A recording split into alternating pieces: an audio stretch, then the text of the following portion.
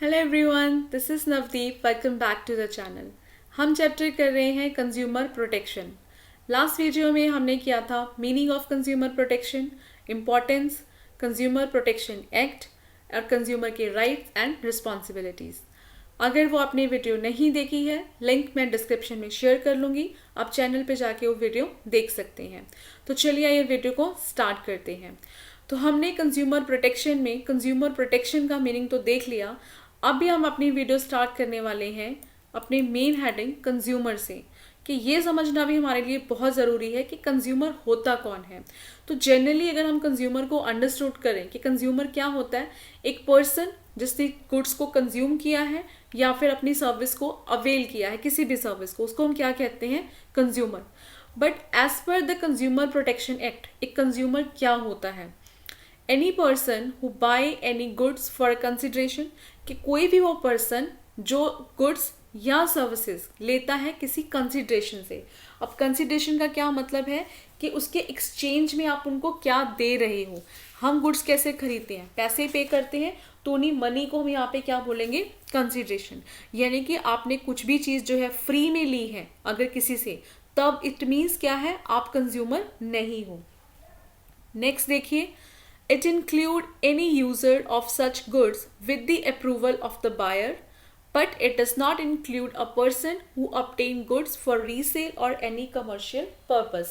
Means कि आपने अगर गुड्स यूज की है without the approval of buyer, means जिससे खरीदी है आपने उसका अप्रूवल नहीं लिया, तब आप जो कंज्यूमर की कैटेगरी में नहीं आते हो। यानी कि कंज्यूमर होने के लिए आपको बायर की अप्रूवल के साथ गुड्स लेनी है, और अगर आप अपनी, ये आपके सेकंड कंडीशन है कंज्यूमर होने के लिए। पहली, कंसिडरेशन पे करोगे। सेकंड, आप बायर की अप्रूवल से गुड्स को यूज कर सकते हो। थर्ड, कि अगर आपने जो गुड्स हैं वो पर्सन कंज्यूमर में इंक्लूड नहीं होगा अगर आपने जो गुड्स हैं वो ली हैं फॉर रीसेल और एनी कमर्शियल पर्पस। मीन्स अगर आपने चीज़ लेके वो आगे फर्दर कमर्शियल पर्पस से उसको बेच दिया है, देन आप कंज्यूमर की कैटेगरी में नहीं आते हो। Next, any person who avail any service for a consideration, कि जैसे आप एक गुड्स के लिए कंसिडरेशन ले रहे हो, अगर आप किसी की सर्विस यूज कर रहे हो वो भी क्या है, कंसिडरेशन दे के ही आप यूज कर सकते हो। It include any beneficiary of such services but it does not include a person who avail such services for any commercial purpose. यानी कि अगर आप कोई भी चीज़ आगे फर्दर अपने कमर्शियल पर्पस या रीसेल के लिए यूज़ कर रहे हो, तो वो आप कंज्यूमर की कैटेगरी में नहीं आते हो। तो ये इतना पढ़ना हमारे लिए क्यों ज़रूरी है? तो इसके ऊपर बच्चे आपको क्वेश्चंस में, एग्जाम्स में केस स्टडीज आती हैं, जिसमें लेट सपोज आपको एक सिनेरियो दिया गया है। हम एक फॉर एग्जाम्पल लेके चलते हैं। जैसे कि एग्जाम्पल देखिए कि आपकी बुक में भी एग्जाम्पल्स आपको दी होगी कि साहिल है, उसने मेडिसिन जो है वो परचेज की है एक मेडिकल स्टोर से अपनी वाइफ के लिए। ठीक है, उनकी पेन जो है, पेन हो रहा है, but even after giving the medicine देने के बाद जो उनकी वाइफ की कंडीशन है वो इम्प्रूव नहीं हुई है। उन्हें हॉस्पिटल में एडमिट करवाना पड़ा। एग्जामिनेशन के बाद डॉक्टर को क्या पता चलता है कि जो मेडिसिन जो है उनकी वाइफ को दी गई है वो मेडिसिन ठीक नहीं है। तो साहिल ने कहाँ कंप्लेन करी, उसी मेडिकल स्टोर में। तो जब उसके ऑनर को ये चीज़ पता चलती है तो वो क्या डिसाइड करते हैं कि वो कंप्लेंट करेंगे against the manufacturer in the consumer court, कि वो जो मेडिकल स्टोर का ऑनर है वो कहाँ जाना चाह रहा है, कंज्यूमर कोर्ट में। अब यहाँ पे क्वेश्चन ये किया गया है कि क्या नोट किया गया कि as per the definition of consumer, कि उसकी डेफिनेशन से क्या वो जो मेडिकल स्टोर है, स्टोर का जो ऑनर है, क्या वो कस्टमर है? क्योंकि कब सिर्फ केस जो है वो कौन फाइल कर सकता है, कंज्यूमर फाइल कर सकता है। तो जो मेडिकल स्टोर का ऑनर है वो ये कंप्लेंट लॉन्च नहीं कर सकता, बिकॉज उन्होंने जो गुड्स ली हैं आगे किसके लिए ली हैं, वो अपने रीसेल पर्पस के लिए ली हैं और कमर्शियल पर्पस के लिए ली हैं। तो इसके ऊपर आपको केस स्टडीज आ सकती है, इसीलिए आपको पता होना चाहिए कि अकॉर्डिंग टू द एक्ट कौन कौन से पर्सन हैं जो कंज्यूमर की कैटेगरी में इंक्लूड हो सकते हैं। तो आपको यही क्वेश्चन बन सकता है कि ये जो पर्सन है वो आगे केस फाइल कर सकते हैं एज ए कंज्यूमर या नहीं। नेक्स्ट क्वेश्चन देखिए, who can file a complaint under consumer protection act. तो कंज्यूमर प्रोटेक्शन एक्ट के अंदर कंप्लेंट कौन कौन फाइल कर सकता है? Again it is important question, इसको याद रखिएगा। तो यहाँ पे फर्स्ट क्या बोला गया, एनी कंज्यूमर्स, वो कंप्लेंट फाइल कर सकते हैं।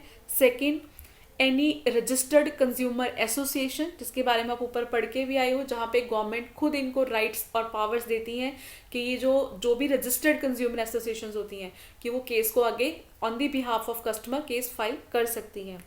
द सेंट्रल और a state government. Fourth, one or more consumer on behalf of numerous consumers having a same interest, कि कोई एक या उससे ज़्यादा कंज्यूमर्स जो हैं वो कंप्लेंट फाइल कर सकते हैं ऑन द बिहाफ ऑफ और कंज्यूमर्स का जिनके पास सेम इंटरेस्ट, उनको भी वही सेम प्रॉब्लम आई है, तो उन सभी के बिहाफ पे भी वो केस जो आगे फाइल कर सकते हैं।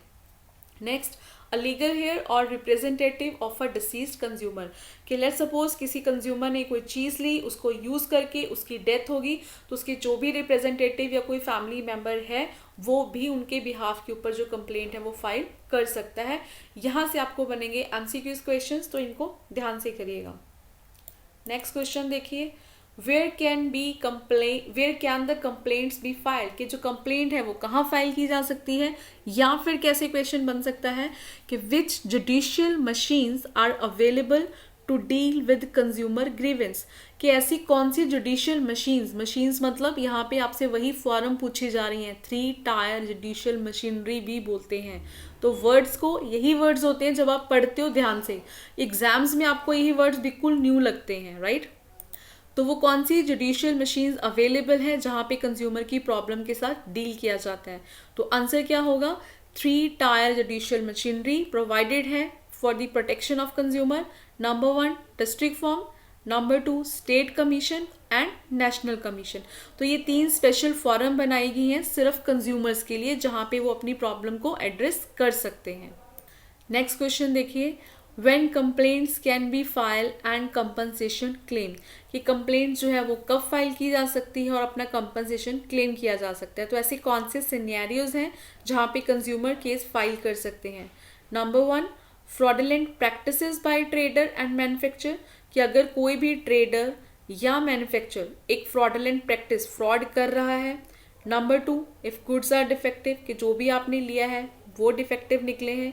Third, if there is any deficiency in service hire, कि अगर आपने किसी से सर्विस ली है उसमें कोई भी डेफिशिएंसी है, तो इन तीनों केसेस में आप कंप्लेंट जो है वो फाइल कर सकते हो। Next question, who are not considered as a consumer under CPA, again important, जो आपने फर्स्ट क्वेश्चन किया था ये उसी का ऑपोजिट है, आप वैसे इसको ऑलरेडी पढ़ चुके हो ऊपर, कि कौन से जो है अंडर कंज्यूमर प्रोटेक्शन एक्ट किन लोगों को हम कंज्यूमर नहीं मानेंगे।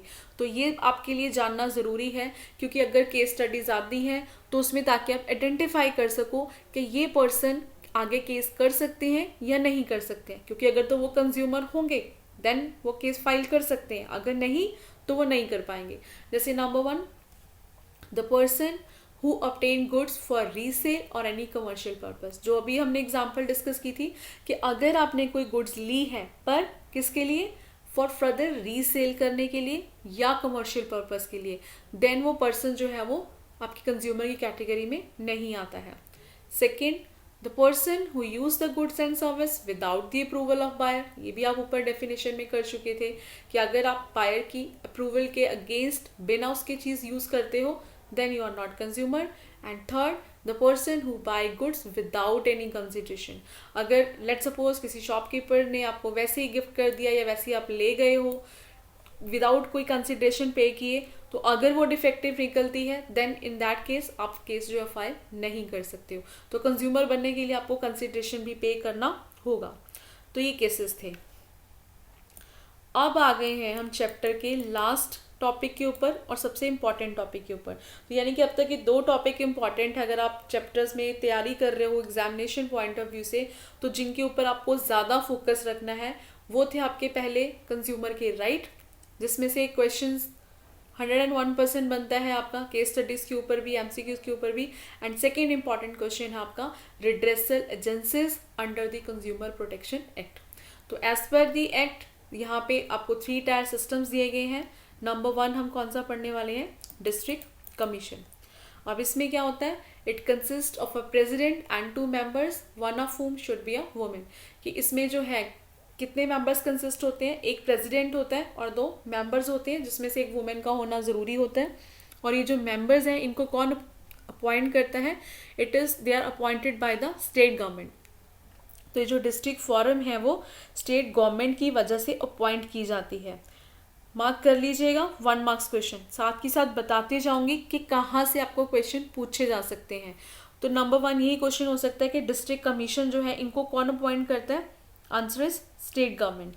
Second point, the value of consumer complaint should not exceed 1 crore.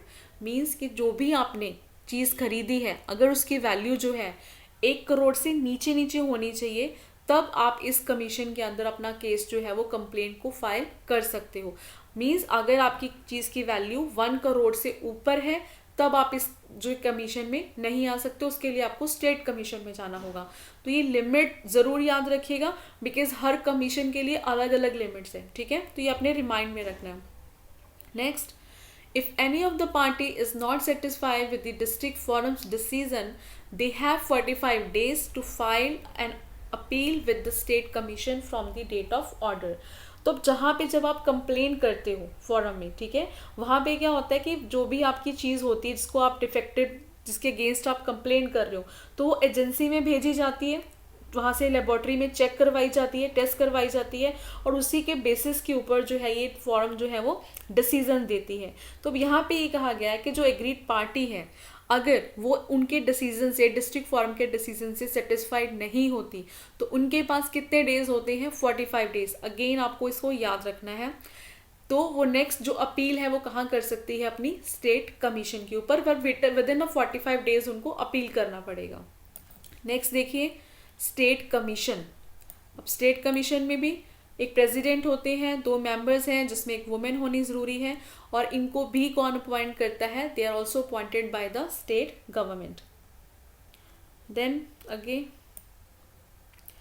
the total worth of the product or services including the compensation sought is greater than 1 crore but less than 10 crores। तो यहाँ पे आपको limit क्या बताई गई है कि अगर आपको कंप्लेंट फाइल करनी है तो आपके प्रोडक्ट की जो प्राइस है वो 1 करोड़ से ऊपर होनी चाहिए, बट 10 करोड़ को एक्सीड नहीं करनी चाहिए।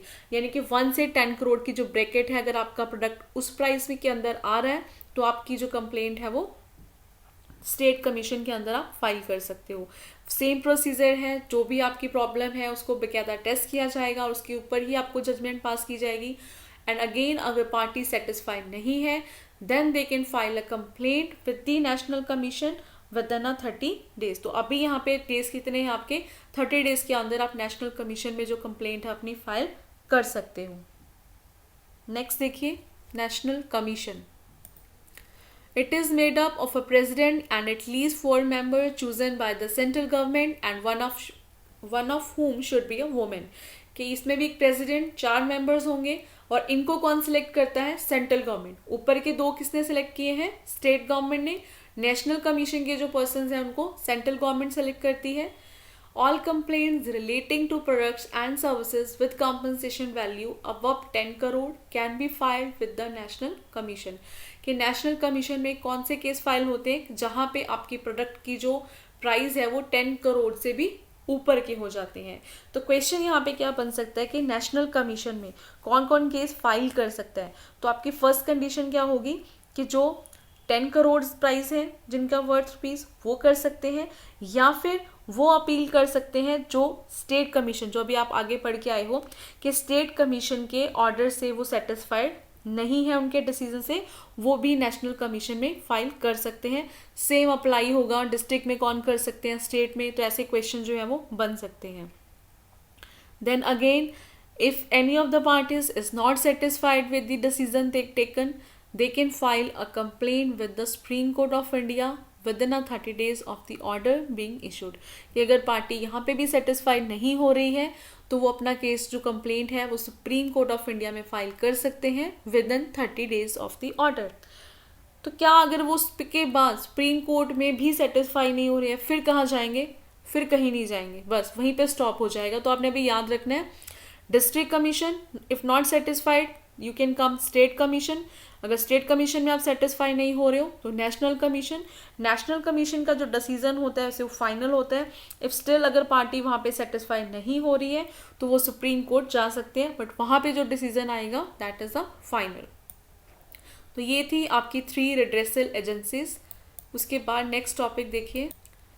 अब हम देखेंगे रिलीव्स अवेलेबल टू कंज्यूमर, कि अगर जब कंज्यूमर कोर्ट के अंदर if the consumer court is satisfied about the genuineness of the complaint it can issue one or more of the following directions to the opposite party, कि जब जो भी consumer court होती है, तो ये जो कोर्ट है बच्चे कंज्यूमर के लिए ना स्पेशल बनाएगी, जिसको हम कंज्यूमर कोर्ट कहते हैं, जिसमें सिर्फ जो अभी आपके कंज्यूमर के रिगार्डिंग जो प्रॉब्लम्स होती हैं वही प्रॉब्लम्स वहाँ पे वो डिस्कस की जाती हैं, ठीक है, प्रॉब्लम सॉल्व की जाती हैं। तो जब कंज्यूमर कोर्ट को लगता है कि आपकी प्रॉब्लम वो जेन्युइन है, सेटिस्फाई हो जाते हैं, तो ये नीचे कुछ आपको रिलीफ बताए गए हैं जो कि कंज्यूमर्स को इसमें से कोई भी रिलीफ उनके प्रॉब्लम के अकॉर्डिंगली उनको अवेलेबल करवाए जाते हैं। तो कौन कौन से हैं वो?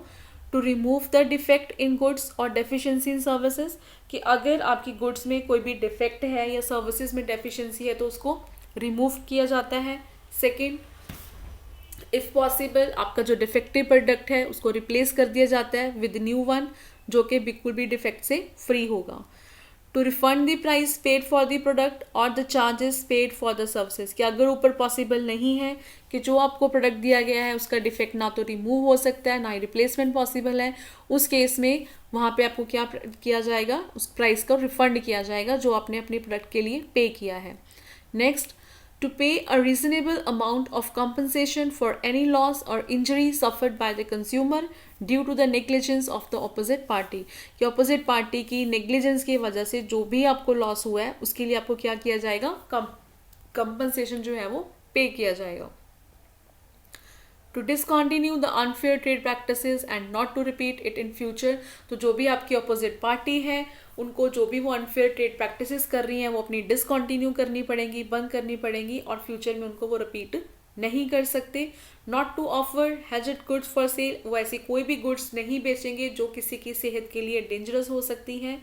To withdraw the hazard goods from sale, sale से उन गुड्स को क्या किया जाएगा, निकाल लिया जाएगा। And to pay adequate cost to the appropriate party, की जो भी नेक्स्ट पार्टी है उनको उनकी जो खर्चा जो भी है उनको वो नेक्स्ट पार्टी को, अपोजिट पार्टी को वो पे करना पड़ेगा। तो ये कुछ रिलीव्स थे जो अवेलेबल करवाए गए हैं। लास्ट टॉपिक देखिए चैप्टर का, role of consumer organisations and NGOs in promoting consumer protection. तो यहाँ पे क्वेश्चन आपको आ सकता है छोटा सा कि कंज्यूमर ऑर्गेनाइजेशन का या फिर एनजीओज का क्या रोल होता है इस कंज्यूमर प्रोटेक्शन को प्रमोट करने के लिए। Number 1, educating the general public about a consumer right by organizing training programs, seminars and workshop, कि जनरल पब्लिक को एजुकेट किया जाए, उनके राइट्स के बारे में उनको बताया जाए कि आपके पास क्या क्या राइट हैं, कि अगर आपके साथ कुछ गलत होता है तो आपको इन राइट्स को एक्सेस करना चाहिए। तो वो कैसे हम बताते हैं, कुछ ट्रेनिंग प्रोग्राम्स करके, सेमिनार्स या फिर वर्कशॉप्स लगा के। नेक्स्ट, कंज्यूमर को एजुकेट करना through periodical and other publications के जरिए। Providing legal assistance to consumer by providing legal advice, और वो कैसे हेल्प करते हैं या कैसे रोल प्ले करती हैं कंज्यूमर ऑर्गेनाइजेशन, कंज्यूमर को एक लीगल असिस्टेंस मीन्स हेल्प, कि आप उनको एक लीगली हेल्प प्रोवाइड कर रहे हो, कोई लीगल एडवाइस कर रहे हो, आपको बता रहे हो कि आपको किस चीज़ के लिए कैसे एक्शन लेना है। या फिर प्रोड्यूसिंग फिल्म्स और cassettes on food adulteration, miss use of drugs, तो इन सब चीज़ों के ऊपर जो है वहाँ पे आप फिल्म प्रोड्यूस करके जहाँ पे आप अपने कस्टमर्स को, जो कंज्यूमर को आप एजुकेट कर सकते हो, उस तरीके से वो प्रमोट करते हैं। Filing complaints in appropriate consumer court on behalf of consumer, तो ऐसी जो कंज्यूमर ऑर्गेनाइजेशंस हैं ये भी कंप्लेंट फाइल कर सकते हैं अपने कंज्यूमर के बिहाफ के ऊपर कंज्यूमर कोर्ट के अंदर। Encouraging consumers to take an action against unfair trade practices, तो कंज्यूमर को इनकरेज करना कि वो अगर कहीं पे भी कोई अनफेयर ट्रेड प्रैक्टिसेस हो रही है वो उनके अगेंस्ट एक्शन लें। Taking an initiative in a filing case in consumer court on behalf of consumer, कि कंज्यूमर के बिहाफ पे वो भी इनिशिएटिव ले सकती हैं जो कंज्यूमर ऑर्गेनाइजेशन है या एनजीओज हैं, और कंज्यूमर कोर्ट में उनके जो बिहाफ पे केस जो है वो फाइल कर सकती है। इसी टॉपिक के साथ हमारा चैप्टर ख़त्म होता है। आई होप ये चैप्टर आपको अच्छे से समझ में आया होगा। कोई भी आपको प्रॉब्लम होगी, कोई भी आपका क्वेश्चंस होगा, आप कमेंट सेक्शन में मेरे से पूछ सकते हैं। और अगर आप ये वीडियो फर्स्ट टाइम देख रहे हैं मेरे चैनल पे तो प्लीज़ सब्सक्राइब ज़रूर कीजिएगा चैनल को, और वीडियो को लाइक कीजिएगा और अपने फ्रेंड्स के साथ शेयर कीजिएगा। Thank you for watching this video.